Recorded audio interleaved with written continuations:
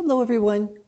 Welcome to Church at Home with Rachael for Tuesday, the 30th of May.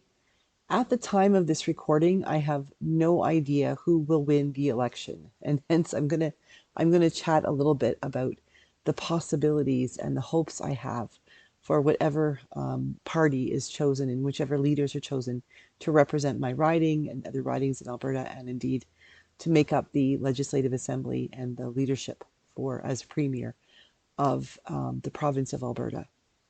And the reason I'm doing so today, and especially since I don't know what the results are going to be of the election, the reason I'm doing this is because there was a comment made yesterday, sort of challenging me about convoys and things, and I bounced back with a response that wasn't specifically, it was definitely about convoys and mandates, but I added in a little bit, and the person who was replying was a little called it a filibuster and told me I was avoiding the question.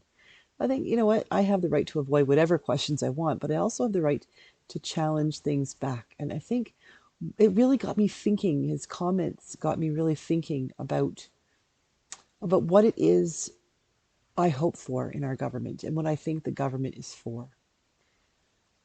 When I was a kid, I used to have temper tantrums. What kid doesn't? But I get so mad because my mom didn't do what I want her to do, or my dad didn't say yes when I want him to say yes. Um, and it used to make me so frustrated. When you're a kid, you think you know everything, and when somebody thwarts you in that, it's like, oh, what do you do?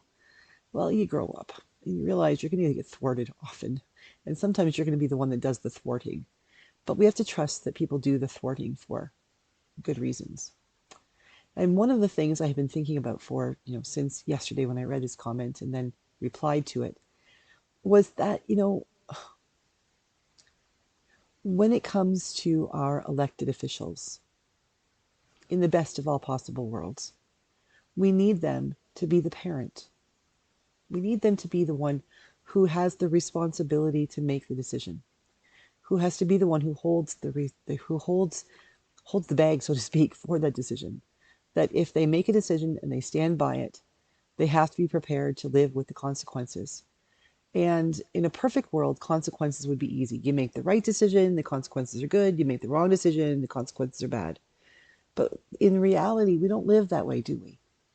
In reality, we often live in that place between a rock and a hard place.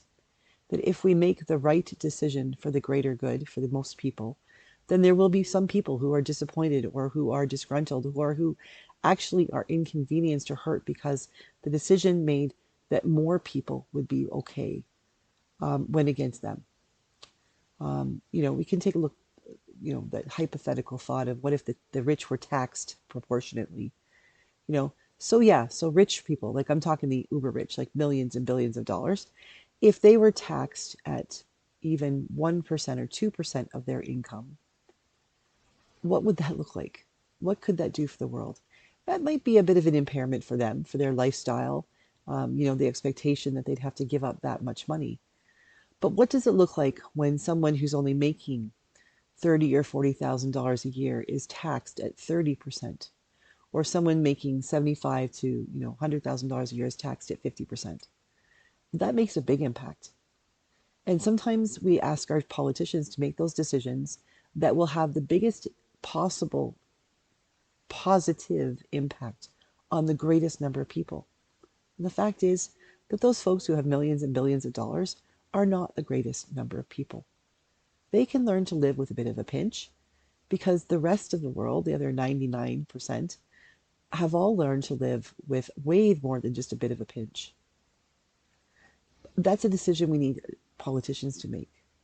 And it's often a decision they don't make. The challenge came up to me.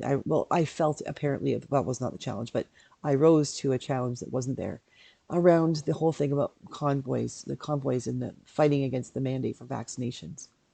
And the reality is, I responded to this person by saying that our country needed, I'm not going to speak for any other country, but our country needed our federal government, which happened to be led by have the majority was the Liberal Party, but it's not the Liberal government. It is the government of Canada during the COVID pandemic, during the crisis.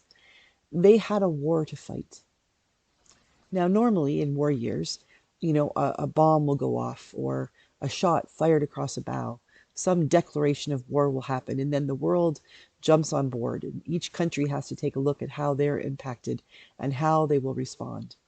In World War One and World War Two, in the Afghanistan war, Canada made those decisions. We stood up and we agreed that this is what we would do. And across the board, sacrifices were made. In Afghanistan, it didn't seem like much, but massive sacrifices were made. Over 150 men or women did not come home from that war. Hundreds and hundreds of men and women came home from that war different, changed, whether it was physically damaged or mentally damaged. They came home different. And this was a sacrifice that our country and our government was willing to make for the sake of democracy, for the sake of freedom, maybe even, yes, indeed, for the sake of fighting for oil rights and all that hooey that happens as well. But at the heart of it, our Canadian Forces members were fighting that our country would not be impacted the way the people of Afghanistan were being impacted. They didn't want that to happen on our soil. And so they offered of themselves, and they continue to do so. And of course, we know the same thing for the First and Second World Wars, only writ large. How many thousands and thousands did not come home? And how many hundreds of thousands came home from those wars completely damaged?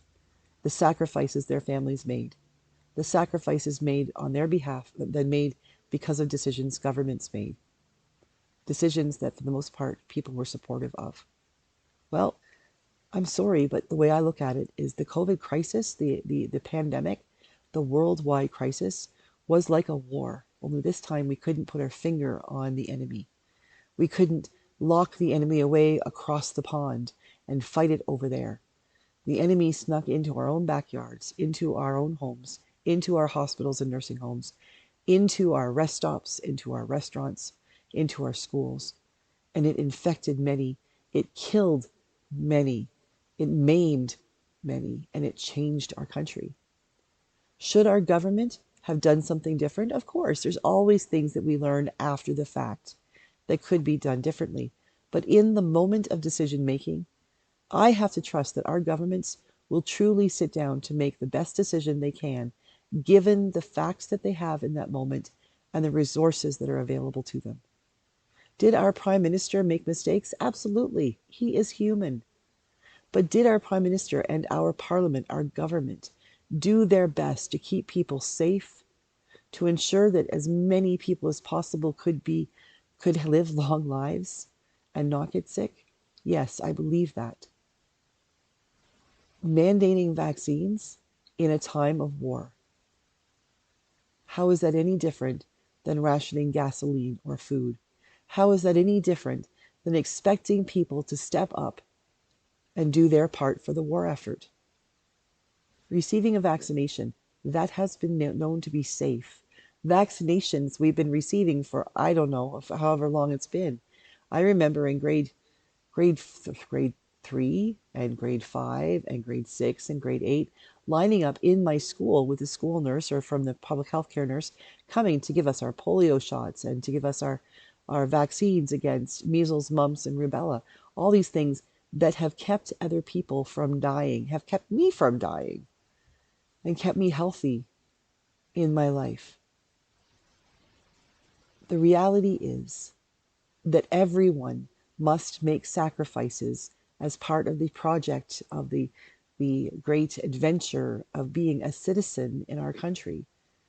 And when we allow our governments to stand up and do what they're called to do, what we elect them to do, we need to support them. And we need to allow ourselves and allow them to know that even if we didn't vote for that particular party, we will support them because we trust that they will make the right decision for all the parties. As we prepare to hear who won the election in Alberta yesterday, as we prepare to see what will happen, what will change, what hope we might begin to see in our province, let's pray for whoever is elected in every place. I have a hunch that in my own riding it won't be the candidate I voted for, but that doesn't mean I can just hate the candidate who wins. It means I have to learn to work with someone I disagree with and help them to see my perspective and understand that maybe my perspective is worth listening to as well. So, as we move forward into the life of what will be the province of Alberta for the next few years, and as other people continue to prepare for elections both above and below the border, let's not start yelling and shouting about how wrong everyone else is.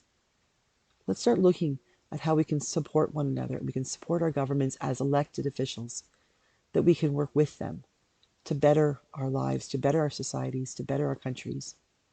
So that maybe we'll come to a day when the elections themselves won't matter so much as the fact that we have elected people who are trustworthy, people who are truly willing to serve the people.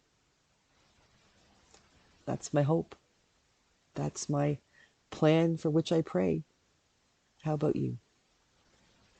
Have a great day, and God bless.